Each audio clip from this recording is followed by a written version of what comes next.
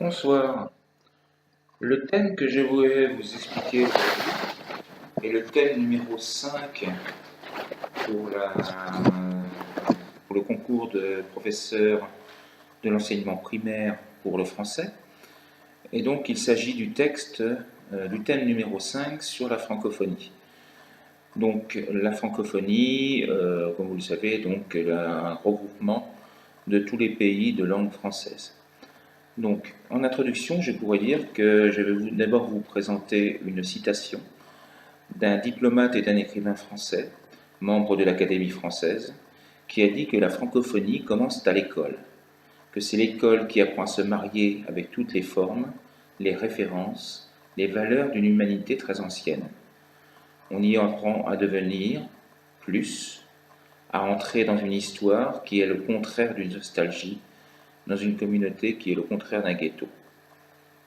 Donc la francophonie, c'est un espace linguistique, un espace culturel, un espace politique et un espace administratif qui regroupe de nombreux et très différents pays à travers le monde. Avec l'appui de la France, mais aussi d'autres pays francophones, cette communauté est devenue une véritable enceinte de coopération, autant linguistique et culturelle qu'économique et politique. Donc, aujourd'hui, nous allons voir un résumé de ce thème. Je ne vais pas vous présenter le thème complet. Nous allons en voir un résumé. Et nous allons d'abord, dans une première partie, voir le cadre géographique, historique et culturel des pays francophones. Puis, nous tenterons de trouver des applications didactiques qui permettent de travailler les aspects les plus significatifs de cette francophonie dans le cadre donc d'un enseignement primaire. Rappelons quand même que le décret royal 126/2014 du 28 février, qui établit le programme de base de l'éducation primaire, précise dans son article numéro 7 que l'un des objectifs de l'éducation primaire est de connaître, apprendre et respecter les différentes cultures et les différences entre les personnes. Alors voyons tout d'abord ce qu'est la francophonie. Ce terme a été inventé par Onésime Reclus, qui était un géographe français et qui cherchait à placer les habitants de la planète en fonction de leur langue. Donc à les classer en fonction de leur langue. Puis ce terme de francophonie a été remplacé au début du XXe siècle par des thèmes de francité ou des thèmes de communauté francophone. Alors ce terme de francophonie, il englobe plusieurs significations différentes. Il a d'abord un sens linguistique. Être francophone, c'est être de langue française, c'est parler le français. Il a également un sens géographique. La francophonie, c'est l'ensemble des peuples dont la langue, qu'elle soit maternelle, officielle, courante ou administrative, est le français. Il a ensuite un sens spirituel ou mystique, avec le sentiment d'appartenir à une même communauté. La journée de la francophonie a d'ailleurs lieu dans très peu de jours, le 20 mars, c'est-à-dire dans 9 jours. Dans 9 jours, ce sera la journée internationale de la francophonie. Elle a enfin un sens institutionnel. La francophonie, c'est l'ensemble des associations et des organisations de concertation et de coopération. Alors, il y en a plusieurs. Il y a le Conseil permanent, il y a l'OIF. Nous verrons quelles sont ces institutions. Alors la communauté francophone, elle est installée sur les 5 continents. C'est la seule, avec la communauté anglaise, à être installée sur les 5 continents. Il y a environ 274 millions de membres, que ce soit leur langue maternelle, que ce soit leur langue scolaire, la langue d'affaires, la langue de culture. Et il y a environ 100 millions de personnes qui actuellement apprennent le français, que ce soit dans les alliances françaises, que ce soit dans les écoles de langue officielle, dans les centres culturels, etc. Il y a au sein de la francophonie actuellement 80 États. Et il faut noter qu'il n'existe pas une seule langue française figée dans un dictionnaire. D'un pays à l'autre, d'une région à l'autre, d'un siècle à l'autre, le français évolue, a évolué et va continuer à évoluer. Il reflète la culture, il reflète les époques, bref, il est le reflet d'une langue vivante et il doit le rester. Il y a des mots qui sont différents d'un pays à un autre. Par exemple, pour vous citer un seul exemple, le mot voiture, coche, en espagnol, se dit car ou char en canadien. Comme tout à fait la même différence que vous avez entre l'espagnol et l'argentin. L'espagnol va dire coche et l'argentin va dire un carro. Eh bien, nous avons exactement les mêmes différences. Il y a énormément de différences de vocabulaire et d'expression d'un pays à un autre. Les chiffres, la Belgique ne dit pas 80 pour 80, mais dit 80. Ils ne disent pas 90, mais 90. Donc vous voyez qu'il y a d'énormes différences d'un pays à un autre, mais on se comprend plus ou moins, même si les accents peuvent être parfois assez forts. Je vous conseille d'aller sur certains sites canadiens et d'essayer de comprendre le canadien. Vous allez voir que c'est particulièrement difficile. Pour vous, en tant que langue espagnole, il sera par exemple beaucoup plus facile de comprendre du français d'Afrique, parce qu'ils ont tendance à rouler les R comme vous le faites. D'accord? De ne pas avoir un R guttural comme nous l'avons, nous, en France. Alors, les objectifs des différentes diversités culturelles sont consignés dans la charte. Donc, il y a une charte de la francophonie qui a été signée à Hanoï en 1997. Elle a été mise à jour en 2005 à Antananarivo, à Madagascar, mais la charte a été adoptée dès 1997. La priorité, alors il y avait plusieurs priorités à cette charte. La première priorité, c'est l'instauration de la démocratie dans tous les pays. L'organisation de règlements, de conflits ou de respect des droits de l'homme. Les droits de l'homme, de la femme et des enfants, bien entendu. Il cherchait le dialogue et la solidarité entre les peuples et les cultures. Et il mettait également l'accent sur l'éducation et sur la formation. Alors, historiquement, la francophonie, c'est quoi? Il y a deux grands groupes francophones. Il y a les pays d'abord qui ont été colonisés par la France. C'est notamment le cas de nombreux pays en Afrique, mais également en Asie, comme par exemple l'Indochine, auquel le français a été imposé comme langue officielle et qui, depuis, l'ont gardé. Au départ, ça a été imposé comme langue officielle pour l'administration et pour les écoles, pour l'enseignement. Puis, ce sont des langues qui ont été conservées comme langue officielle par ces pays. D'autres pays, comme le Québec, sont plutôt des langues des pays d'accueil, c'est-à-dire que de nombreux Français se sont installés au Canada et petit à petit, le français s'est imposé comme langue officielle dans ces pays, notamment dans l'Est du Canada, dans la région du Québec. Le Québec en lui-même n'est pas un pays, c'est une région du Canada. De nombreuses associations, aujourd'hui encore, contribuent au renforcement du mouvement francophone à travers le monde, comme l'ADELF, comme l'Union de la presse française, et comme de nombreuses radios, comme RFI, ou des télévisions comme TV5. La première institution gouvernementale voit le jour en 1960. 15 pays le signent, ils sont aujourd'hui 41. Alors, il y a de nombreuses organisations qui ont été créées, comme par exemple l'Agence universitaire de la francophonie, qui compte aujourd'hui 677 établissements dans 81 pays différents. En Espagne, il n'y a qu'un seul établissement qui fait partie de cette AUF, il est à Barcelone, et c'est l'Université de Barcelone. Vous avez également l'Agence de coopération culturelle et technique, l'ACCT, qui est née en 1970. Vous avez TV5, vous avez l'Association internationale des maires, maires M-A-I-R-E-S, donc Los Alcaldes. Vous avez également l'Université Sangor d'Alexandrie en Égypte. Donc vous avez de nombreuses associations qui ont été créées. La charte de la francophonie, nous l'avons dit, a été créée en 1997 à Hanoï. Elle a été révisée au sommet de Madagascar en 2005, et le champ politique, la paix, la démocratie, les droits de l'homme, a été développé, a été multiplié, puisque maintenant il s'intéresse également au développement durable, à l'économie et aux technologies numériques, qui ne faisaient pas partie au départ des priorités de la francophonie. D'accord? Donc, je vous rappelle donc les quatre principaux thèmes de la francophonie sont maintenant la paix et la démocratie, donc le champ politique, le développement durable, l'économie et les technologies numériques, ainsi que la culture et l'éducation. D'accord ? L'accent est mis sur le français comme langue véhiculaire, même dans certains États où le français n'est pas une langue officielle. C'est-à-dire que certains pays font partie de la francophonie, alors qu'ils ne sont pas, le français n'est pas une langue officielle, comme par exemple le Liban, comme par exemple l'Égypte, ou par exemple la Roumanie. Donc nous l'avons dit tout à l'heure, il y a 274 millions de personnes qui parlent français dans le monde. C'est une langue administrative, c'est une langue d'enseignement, c'est une langue de l'armée, c'est une langue de la justice, des médias, du commerce, des affaires.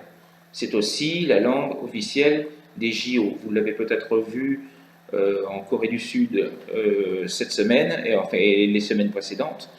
Le français est une langue officielle puisque les Jeux Olympiques modernes ont été créés par Pierre de Coubertin, qui était français. 57% des francophones sont en Afrique, 36% en Europe. Il est prévu que d'ici 2050, 80% de la population de langue française soit en Afrique. D'où l'intérêt de la francophonie pour l'Afrique, pour le développement de l'Afrique, que ce soit au niveau culturel, que ce soit au niveau politique, au niveau du développement durable, au niveau de l'éducation et de la culture. Le français est la deuxième langue de l'Union européenne.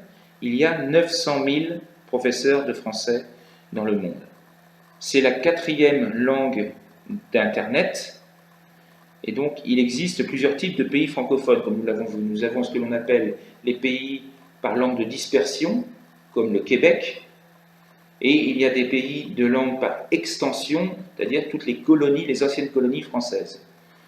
Je vous rappelle que la dernière colonie en date française, il y a maintenant 55 ans que la France n'a plus de colonie, puisque la dernière en date, c'était l'Algérie, qui est devenue indépendante en 1962. Donc la culture francophone est particulièrement riche, et dès 1962, Léopold de Sédar Senghor, donc, qui était à l'époque le président du Sénégal, soulignait sa dimension interculturelle. Au niveau littéraire, outre Sédar Senghor, il y a de nombreux auteurs francophones très connus au niveau international, comme par exemple la Belge Amélie Nothomb, comme Tahar Benjeloun, le prix Goncourt en 1987, ou Patrick Modiano, qui lui a été prix Nobel 2014.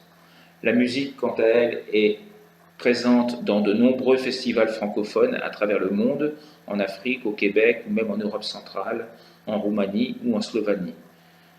Le développement de la langue française se développe également dans la fréquentation des alliances françaises et dans les centres culturels.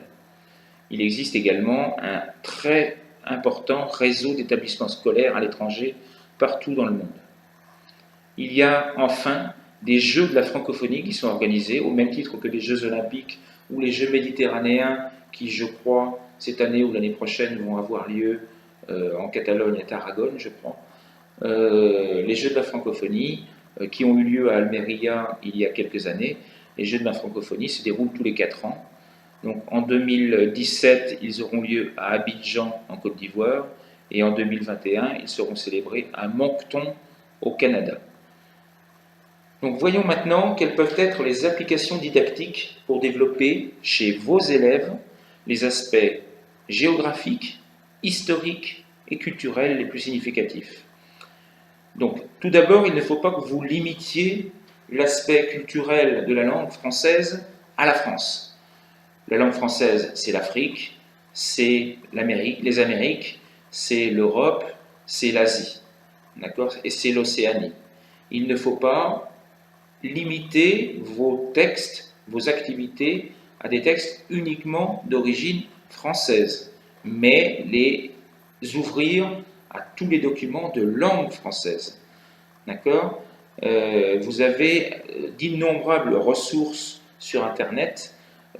Pour les personnes qui participent à la formation avec moi, vous avez vu que je vous ai fourni de nombreux documents qui viennent d'Afrique, qui viennent de Madagascar ou qui viennent d'Asie. D'accord ? Donc, n'hésitez pas à utiliser ces documents. Il faudra bien entendu utiliser en priorité des documents authentiques. Il faudra que ces documents soient adaptés au niveau des élèves, qu'ils parlent de leur entourage, qu'ils soient en relation avec leur âge aussi.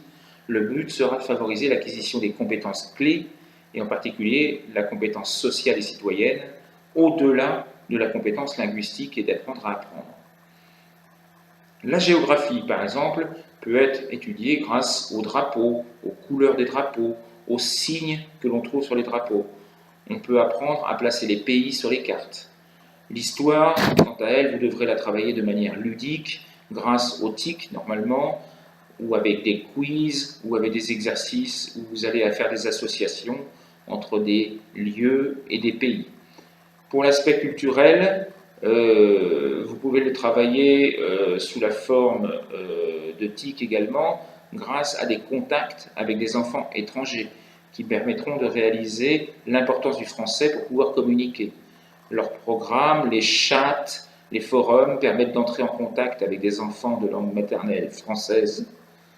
Vous avez également les chansons qui sont vecteurs de la culture et qui sont d'un apport particulièrement apprécié. Ils peuvent ainsi faire découvrir plusieurs styles musicaux, comme le slam, comme le rap, comme les comptines. Si je peux vous donner plusieurs noms d'auteurs, enfin de chanteurs très connus, c'est par exemple pour le slam Grand Corps Malade. D'accord, je vais vous écrire les noms. Grand Corps Malade. Grand Corps Malade. D'accord. Vous avez bien entendu les Kids United, un groupe d'enfants qui est particulièrement connu. Vous avez une chanteuse qui est très connue en Espagne qui s'appelle Zaz. D'accord. Ce sont des chanteurs que vous pouvez utiliser. Et vous pouvez bien entendu utiliser les différentes comptines que possède la langue française et la langue française, oui. Vous avez de nombreuses chansons traditionnelles, vous avez le vocabulaire et la grammaire peuvent y être travaillés.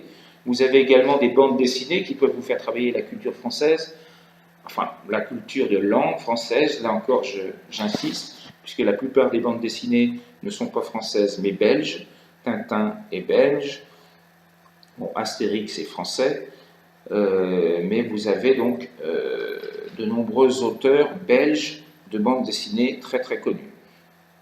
Pour les dates clés, c'est-à-dire par exemple, vous allez avoir, donc je l'ai dit, le 20 mars, la journée de la francophonie, mais vous avez également Noël, Pâques, etc., etc. Vous pouvez également utiliser des chansons traditionnelles. Il faudra que vous parliez également des spécificités culturelles francophones. Alors, il ne faudra pas vous limiter au cassoulet, à la galette des rois ou à la crêpe, mais vous pouvez utiliser d'autres recettes venues d'autres pays, comme par exemple le couscous qui vient du Maghreb, comme les akras qui viennent des Antilles, etc., etc. Les Canadiens ont des plats à base de poisson qui sont très connus. À Madagascar également, ils utilisent beaucoup le poisson ou les akras notamment. Donc, ne vous limitez pas à la cuisine française. Enfin, un dernier élément, écoutez et regardez régulièrement la chaîne TV5 Monde qui fournit des ressources très bien documentées, triées par niveau et souvent très récentes. Il ne faut pas hésiter à visiter son site web. J'en ai fini pour aujourd'hui. J'aurais fait une présentation de 20 minutes sur la francophonie. Si vous voulez nous rejoindre, il y a toujours de la place, notamment online, pour suivre notre formation. Nous avons une première formation qui a débuté donc au mois de janvier, qui se termine fin juin, et nous en débuterons une autre au mois de septembre, la deuxième semaine de septembre, et elle s'étalera jusqu'à la fin du mois de mai, début du mois de juin, c'est-à-dire juste avant le concours d'entrée pour les maîtres d'école pour le primaire. Je vous remercie de m'avoir écouté. Je vous souhaite une bonne journée, une bonne soirée, une bonne nuit, puisqu'il est déjà 10h15. Bonne soirée, au revoir et merci.